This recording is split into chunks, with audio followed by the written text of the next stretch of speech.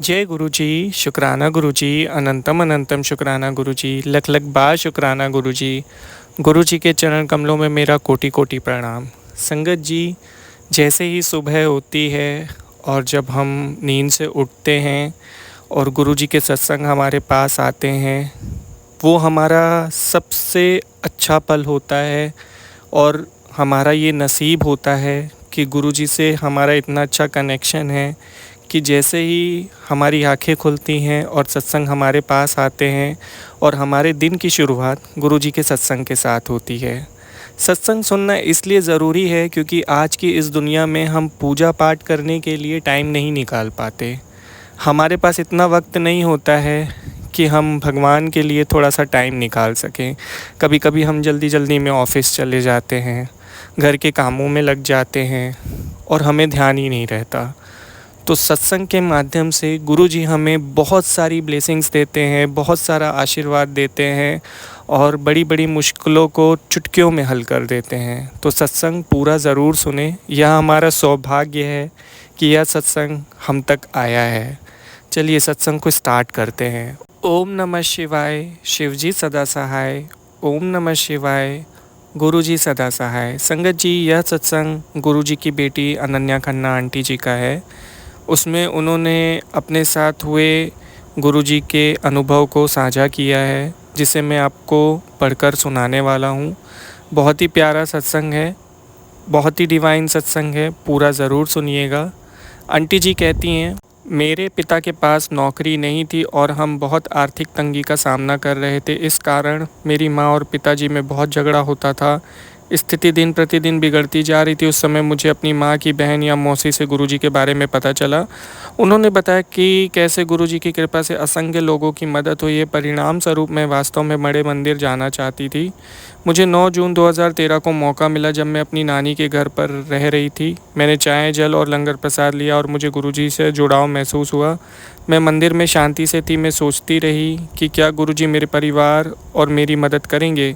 मैंने अपनी माँ को बड़े मंदिर में अपने अनुभव के बारे में बताया। उन्होंने मेरी बात अनसुनी कर दी क्योंकि वह गुरुजी पर विश्वास नहीं करना चाहती थी। वह निर्मला देवी की भक्त थी। मुझे गुरुजी पर भरोसा था और मैं जानती थी कि वह मेरे साथ हैं। मैंने अपनी माँ पर मंदिर जाने के लिए दबाव डाला और उन्होंने मना कर दिया और इसलिए हम बहुत बहस करते थे।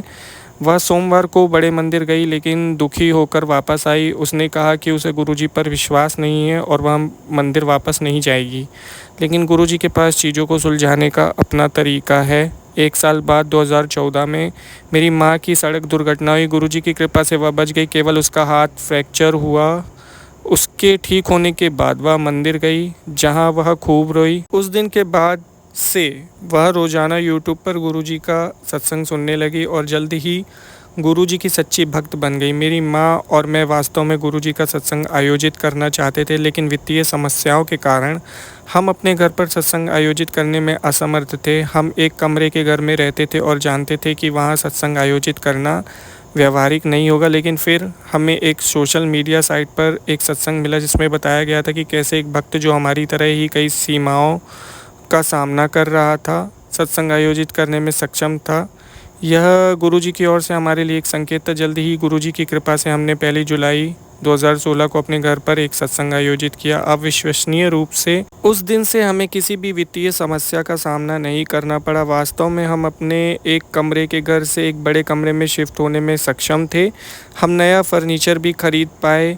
यह सब गुरुजी के अविश्वसनीय आशीर्वाद के कारण हुआ। मेरी मौसी अमेरिका में रहती। मेरी दादी जो 2012 में मौसी की शादी के बाद से उनसे नहीं मिली थी, उनसे मिलने की योजना बना रही थी। अचानक हमारे मन में अमेरिका जाने का विचार आया। मेरे परिवार ने मेरी माँ और मेरे लिए वीज़ा के लिए आवेदन किया। हमारा साक्षात्कार मई 2017 में होना था। उससे एक दिन पहले हम गुरुजी के पास आशीर्वाद लेने गए। साक्षात्कार के लिए हम डी-डे पर सुबह जल्दी उठे। मेरी माँ ने मुझे बताया, उन्होंने मुझे बताया कि कल रात जब वह सो रही थी तो उन्हें लगा कि गुरुजी ने उनके सिर पर अपना हाथ रखा है। इससे हमें विश्वास हो गया कि हमें वीज़ा मिल जाएगा, लेकिन हम साक्षात्कार को लेकर अभी भी घबराए हुए थे। दूतावास में जो दृश्य था वह आत्मविश्वास जगाने वाला नहीं था। जब हम कतार में प्रतीक्षा कर रहे थे, मैंने देखा कि साक्षात्कारताओं से गहन पूछताछ की जा रही थी और उनके परिणाम अलग-अलग थे। मैं फिर से बहुत चिंतित हो गई और मैंने अपनी माँ को बताया। उन्होंने मुझे स्पष्ट शब्दों में कहा कि सब गुरुजी पर छोड़ दो, गुरुजी पर छोड़ दे सब।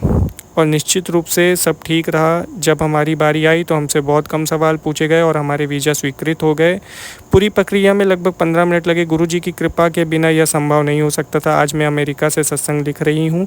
धन्यवाद गुरुजी, वे हमेशा हमारे लिए मौजूद हैं और मैं उनके आशीर्वाद के लिए उनका धन्यवाद नहीं कर सकती। जब मैं पीछे देखती हूँ तो मुझे एहसास होता है कि उन्होंने हमें हमारी पिछली स्थिति से कैसे ऊपर उठाया। मैं संगत को केवल यही सुझाव देना चाहूँगी कि गुरुजी के इस कथन का ईमानदारी से पालन करें। मांगे नहीं बल्कि आज्ञा का पालन करें। जय गुरुजी, शुक्राना गुरुजी। बहुत प्यारा सत्संग था आंटी जी, बहुत बहुत शुक्रिया सत्संग को शेयर करने के लिए। अगर सत्संग सुनाते वक्त कोई गलती हो गई हो तो उसके लिए मैं क्षमा चाहूँगा। संगत जी, सत्संग का बहुत बड़ा महत्व होता है। सत्संग हमारे जीवन में बहुत सारी खुशियाँ लेकर आते हैं। जब गुरुजी सत्संग के माध्यम से हमें ब्लेस कर दे तो हमारी लाइफ चेंज हो जाती है।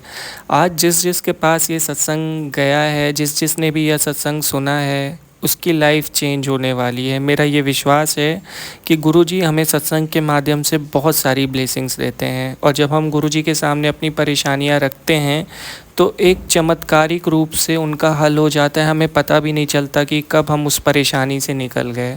तो इसलिए गुरुजी के सामने समर्पण करें, उनकी आज्ञा का पालन करें, उनके हाथों में सब छोड़ दें और फिर देखिए आपकी लाइफ कैसे चेंज होती है। संगत जी, अगर आप भी अपना सत्संग शेयर करना चाहते हैं, डिस्क्रिप्शन में मेल ID वहाँ भेजिए, हम उसे ज़रूर शेयर करेंगे। और ऐसे ही गुरुजी के प्यारे प्यारे सत्संग सुनने के लिए चैनल को सब्सक्राइब करिए, बेल आइकन नोटिफिकेशन को भी ऑन कर दीजिए। जय गुरुजी, शुक्राना गुरुजी।